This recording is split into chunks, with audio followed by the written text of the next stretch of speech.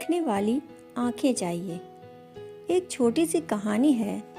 एक युवक एक रात अपने मित्र के घर एक राजधानी में जाकर ठहरा। वह चिंतित था, रात भर करवटें बदलता रहा, नींद ना आती थी। तो उसके मित्र ने पूछा, क्या बात है? नींद नहीं आती? कोई पीड़ा है? क्या कोई बेचैनी है? उस युवक ने कहा, मन में बहुत बेचैनी है। जिस गुरुकुल में मैं पढ़ता था, 10 वर्ष वहाँ रहा। गुरु ने ही भोजन दिया, गुरु ने ही कपड़ा दिया, गुरु ने ही ज्ञान दिया। उनसे सब कुछ लिया और मेरे पास एक कौड़ी भी न थी कि मैं उनको भेंट कर सकता। जब अंत में विदा हुआ तो मेरे सारे मित्रों ने कुछ न कुछ भेंट किया। मैं कुछ भी भेंट नहीं दे पाया। आज मैं वहीं से गुरुकुल से लौटा हूँ। मेरी आंखों में आंसू हैं और मेरे हृदय में बड़ी वेदना है कि मैं गुरु को कुछ भी भेंट नहीं कर पाया। उसके मित्र ने कहा, तुम क्या भेंट करना चाहते हो? उसने कहा, ज्यादा नहीं, बस 5 अशर्फियाँ मिल जाएं तो बहुत हैं। उसके मित्र ने कहा, चिंता मत करो, इस राज्य का जो राजा है उसका नियम है कि जो पहला याचक उससे जो भी मांग ले वह भेंट कर देता है। तुम कल सुबह जल्दी उठकर जाना और जाकर राजा से 5 अशर्फियाँ मांग लेना। 5 अशर्फियाँ मिल जाना कोई कठिन बात नहीं। वह युवक रात भर न सो सका। जिसको सुबह 5 अशर्फियाँ मिलनी हो वह कहीं रात भर सो सकता है? वह भी नहीं सो सका। सुबह सुबह बहुत जल्दी ही अंधेरे में ही भागा हुआ राजमहल पहुंच गया। राजा निकला तो उसने कहा, मैं पहला याचक हूँ, मेरी थोड़ी सी मांग है, क्या आप पूरी कर देंगे? राजा ने कहा, तुम्हारा स्वागत है।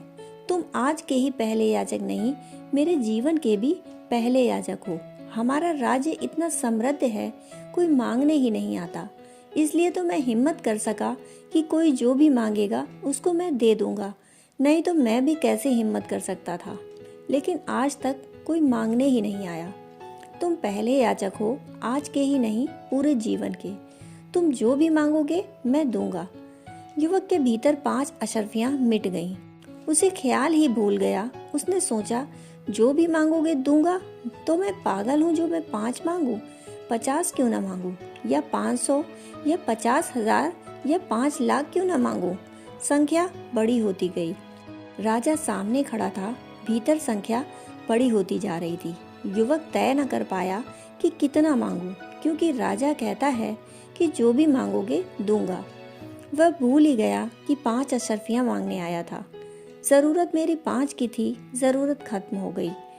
अब जरूरत कोई भी न थी, अब तो संख्या का सवाल था। राजा ने कहा, तुम चिंतित मालूम पड़ते हो, विचार नहीं कर पाते। तुम ठीक से सोच लो, मैं थोड़ी देर में आ रहा हूँ। बगीचे का एक चक्कर लगाकर मैं थोड़ी देर में आ रहा हूँ। युवक ने कहा, ठीक है, बड़ी कृपा है, आप चक्कर लगा आए, मैं थोड़ा विचार कर लूँ। विचार क्या करना था, संख्याओं पर संख्याएं बढ़ती चली गईं। आखिर संख्या का अंत आ गया। जितनी संख्याएं उसे मालूम थीं, आज उसके हृदय में बड़ा दुख और बड़ी पीड़ा घिर गई। उसके गुरु ने बहुत कहा कि और गणित सीखो, लेकिन गणित में वह कमजोर ही रहा। सोचता था कि आखिर इतना गणित सीखने का फायदा ही क्या है। आज पता चला कि फायदा था। आज संख्या एक जगह आकर अटक गई। उसके बाहर, उसके ऊपर कोई संख्या उसे मालूम नहीं। इतना ही मांग कर लौट जाना पड़ेगा। पता नहीं राजा के पास पीछे और कितना बच जाए। एक मौका मिला था, वह भी खोया जा रहा है। मिलने की खुशी न रही, जो छूटता था उसका दुख पकड़ लिया। सभी के साथ ऐसा ही होता है, उसके साथ भी ऐसा ही हुआ। राजा लौट कर आ गया। उसने पूछा, मालूम होता है कि तुमने निश्चित सोच लिया। तब युवक ने अंतिम छलांग ली। उसे एकदम अंतर्दृष्टि मिली। संख्याएं तो खत्म ही हो गईं। उसने सोचा, संख्याओं की बात बंद करता हूँ। राजा के पास जो कुछ है सब मांग लेता हूँ। राजा से कह दूं कि 2 वस्त्र तुम्हारे लिए काफी हैं, जो पहने हो वही पहनकर बाहर निकल जाओ। अब भीतर जाने की कोई जरूरत भी नहीं। जैसे मैं 2 वस्त्र पहनकर आया, ऐसे ही आप भी विदा हो जाएं। सब मेरा हुआ। संख्या में भूल चूक हो सकती थी, इसलिए सब मांग लेना उचित था। जो भी गणित में ठीक ठीक समझता है वह भी यही करता। सोचा था राजा घबरा जाएगा, लेकिन बात उल्टी हो गई। कई बार नाव पर लोग सवार होते हैं, कई बार नाव भी लोगों पर सवार हो जाती है। उस दिन भी ऐसा ही हो गया। उस युवक ने सोचा था कि राजा घबरा जाएगा, एकदम सम्राट से 2 कौड़ी का भिखारी हो जाएगा। कोई भी घबरा सकता है, हो सकता है कि मर ही जाए। लेकिन बात उल्टी हो गई। उस युवक ने कहा, सब मुझे दे दें, जो 2 कपड़े पहने हुए हैं केवल वही लेकर बाहर निकल जाएं। उस राजा ने आकाश की तरफ हाथ जोड़े और कहा, हे परमात्मा, जिसकी मैं प्रतीक्षा और प्रार्थना करता था, तूने उसे भेज दिया। फिर उसने उस युवक को गले लगा लिया और कहा, 2 कपड़े भी नहीं ले जाऊंगा, इतना भी दुख तुझे न दूंगा कि 2 कपड़े ले जाऊं। मैं वे भी छोड़ देता हूँ, नग्न ही बाहर निकल जाता हूँ। यह सुनकर युवक घबरा गया। उसने पूछा, बात क्या है? आप इतने प्रसन्न क्यों हैं, इतने आनंदित क्यों हैं? राजा ने कहा, मुझसे मत पूछ, महलों में रह और देख, राज्य को संभाल और समझ। आखिर मैंने भी मुफ्त में नहीं जाना, 30 साल इन दीवारों के भीतर बिताए हैं, तब जान पाया हूँ। तू भी रह और विचार कर। अभी तू युवा है, इतनी जल्दी क्या है? दुनिया में कोई किसी से पूछकर कभी समझा है? कोई भी नहीं समझ पाता। तू रुक, मैं जाता हूँ, ये कपड़े भी संभाल। वह युवक बोला, ठहरें, एक क्षण ठहरें, मैं अनुभवी नहीं हूँ, एक मौका मुझे सोचने का और दें। राजा ने कहा, नहीं, जो सोचता है वह मुश्किल में पड़ जाता है। इसलिए तो दुनिया में कोई सोचता नहीं, हर आदमी बिना सोचे ही चला जाता है। तू भी मत सोच, सोचने वाले मुश्किल में पड़ जाते हैं। सोचने वालों के सामने जीवन एक समस्या बन जाता है, सोचने वालों के लिए जीवन एक साधना बन जाता है। सोच मत, अभी जिंदगी पड़ी है, खूब सोच लेना बाद में। पहले तू भीतर आ, मैं बाहर जाऊं। राजा ने जितना आग्रह किया उतना ही युवक ढीला होता गया। उस युवक के हाथ पैर ढीले हो गए। उसने कहा, माफ करें, एक मौका मुझे और दें।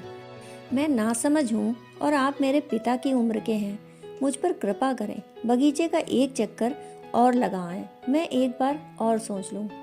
राजा ने कहा, देख, बगिया का चक्कर तो मैं लगा आऊंगा, लेकिन तू यहाँ मुझे वापस मिलेगा इसमें संदेह है।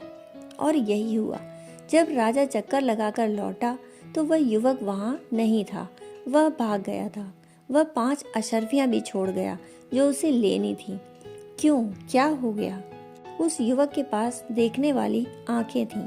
वह देख पाया। जिंदगी में ऐसी आंख जिसके पास है, वही आदमी धार्मिक हो सकता है। देखने वाली आंख। आंखें तो हम सबके पास हैं, हम उनसे कभी देखने का काम ही नहीं लेते। जिंदगी में चारों तरफ मौजूद है, सब कुछ मौजूद है, हम आंखों से काम ही नहीं लेते। आंख खोलें और थोड़ा देखें। जिंदगी में वे सारे इशारे हैं जो निरंतर दोहराई गई भूलों से किसी भी आदमी को जगा देने में समर्थ हैं। जो कोई शास्त्र नहीं कर सकता, कोई गुरु नहीं कर सकता, जिंदगी वह कर सकती है। लेकिन खुली हुई आंख चाहिए। कौन खोलेगा यह आंख? कोई दूसरा हमारी आंखें नहीं खोल सकता। आंखें हमारे पास हैं, हमें ही खोलनी होंगी। नहीं, हमें फुर्सत ही कहाँ। जिंदगी क्या देखेंगे हम? परमात्मा के दर्शन क्या करेंगे? ये तो बहुत दूर की बातें हैं। आसपास जो हमारे चारों तरफ मौजूद है, उनकी तरफ भी हमारी आंखें खुली नहीं हैं। हमारे द्वार पर जो वृक्ष लगा है, कभी 2 क्षण उसे देखा है? किसको फुर्सत है? आकाश में इतने तारे निकलते हैं, रोज रात, कभी आधा घड़ी मौन से हमने उनकी तरफ निहारा है? किसको फुर्सत है? किसको समय है? दौड़ है तेज और रुकने का भी किसी के पास समय ही नहीं। और दौड़ ले कहाँ जाती है? बड़ी तेजी से दौड़कर लोग मौत के मुंह में ही पहुंच जाते हैं और रुकने का किसी के पास समय ही नहीं। दोस्तों, कहानी सुनने के लिए आपका बहुत बहुत आभार।